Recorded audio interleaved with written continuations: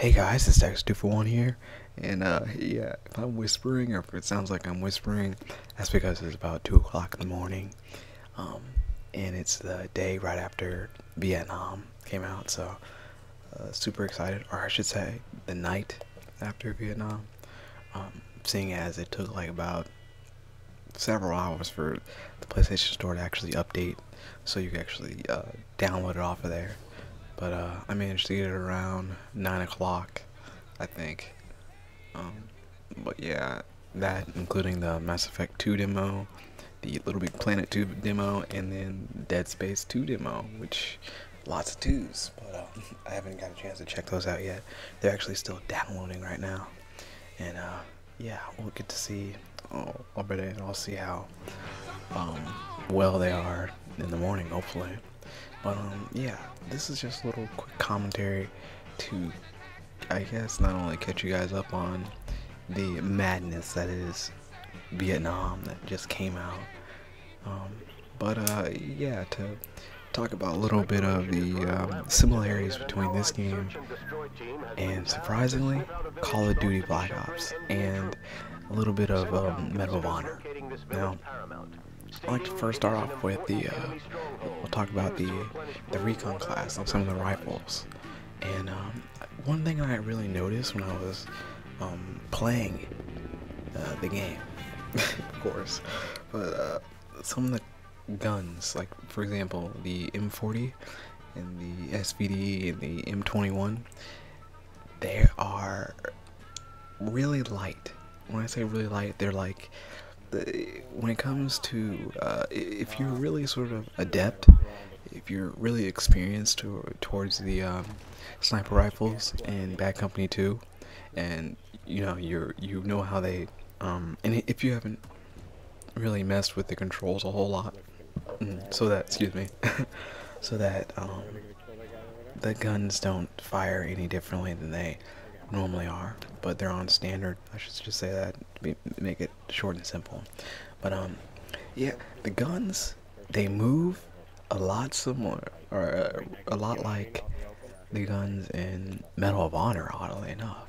Like, especially for the Recon class, you can definitely tell it, and maybe a little bit of Battlefield 1943, the Scout class as well, where if you're not really experienced to that sort of that sharpness that the rifles have in Medal of Honor and in 1943, then you will have a difficult time adjusting to the rifles in Vietnam. Now, of course, this is because it's made by DICE, who has created not only, or I don't say created, but they worked on the multiplayer portion of Medal of Honor, and they worked on 1943, so obviously you're going to see some sort of similarities between the games. But yeah, that was probably the first thing that I noticed. In terms of the gun specifically, M21 is ridiculously strong. In some cases, you can get yeah, one-shot kills off, but for the most part, it's 2 shots or less. So M40, no, actually it was the SVD, which is one gun that really took me by surprise by how not only, I wouldn't say it's accurate, but I wouldn't say it's not accurate, but I wouldn't say it's super accurate, but it plays a lot like the Medal of Honor SVD, where you can take 10 shots off and then reload, take another 10 shots off. It's super fast, it's accurate if you aim down the sights and you're not moving. You know, it really took me by surprise, because normally I'm not the type of person who uses rifles where you get more than one clip, or not more than one clip, but you get more than one, you can fire off more than, let's say 10 rounds in less than 10 seconds, or 5 seconds for that matter. But it's super fast and super efficient. I don't think I've fooled around too much with the M40. I might have in some videos, but yeah, mainly just the SVD and the M21. I'm going down this list of guns and looking at some of the guns I've actually fooled with. The Assault class, the M16 is beastly. I gotta be honest with you, M16 is probably the go-to gun when you're starting out in the game and you want to test it out. Not only is it the go-to gun, it sounds like I'm saying go-to, the go-to gun. It's super accurate. It does a lot of damage if you're aiming at the torso and up. So and the clip is pretty big, so you won't really have to worry about reloading. Well, actually, it depends how much you really spray, but yes, that is M16. I think it's called the M16A1. Yeah, definitely the go-to rifle when you're starting out. AK-47 is another beastly gun. I cannot tell you how many kills I've gotten with this gun so far, but another gun that really sort of took me by surprise.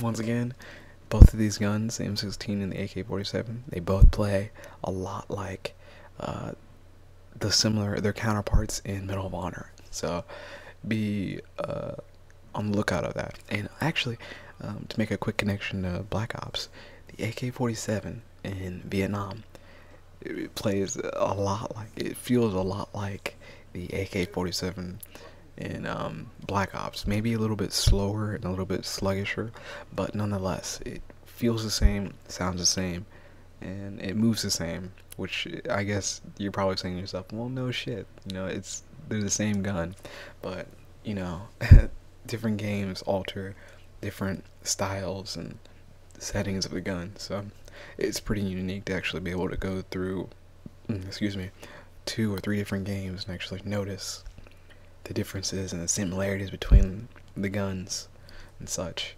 The M14, which is the last Assault class gun, is pretty awesome.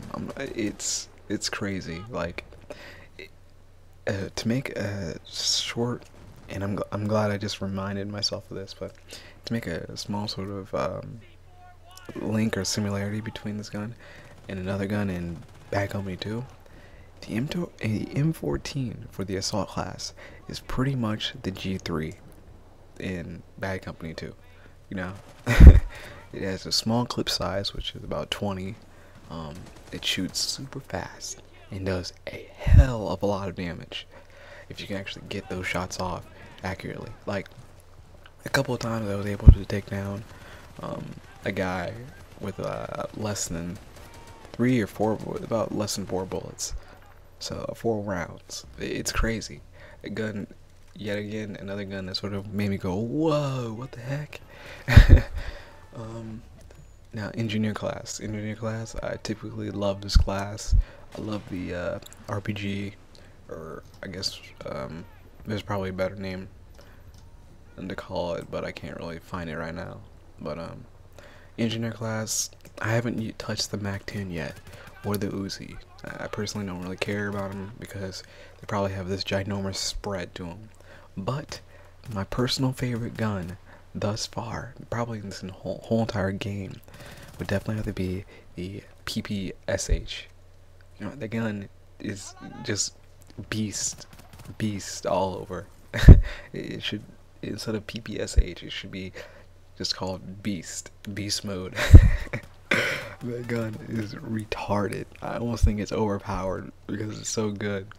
It's like I'm laughing about it right now when I'm thinking about it, because I've managed to get so many kills with this gun, from like not only from all ranges, from short range to mid range to long range. It's retarded.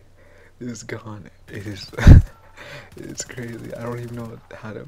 It's like the M16 in Bad Company 2 mixed with I don't know, probably with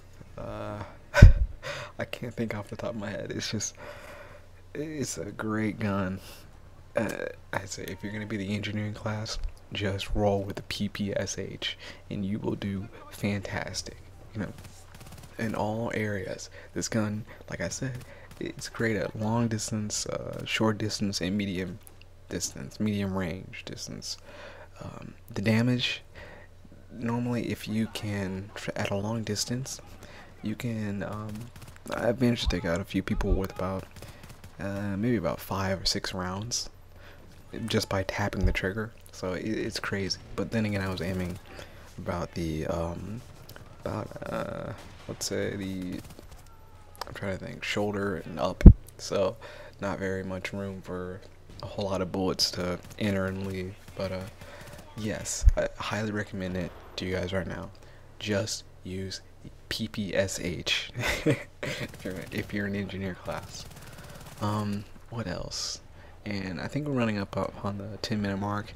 I didn't want to make this video too long, so I'll probably tell you guys, go through the rest of the guns in the next video, as well as my thoughts on not only the gameplay, maybe not gameplay, but the look and feel of the game, and the sounds, and whatever else there is to talk about. So yeah, I guess I'll see you guys in the next video.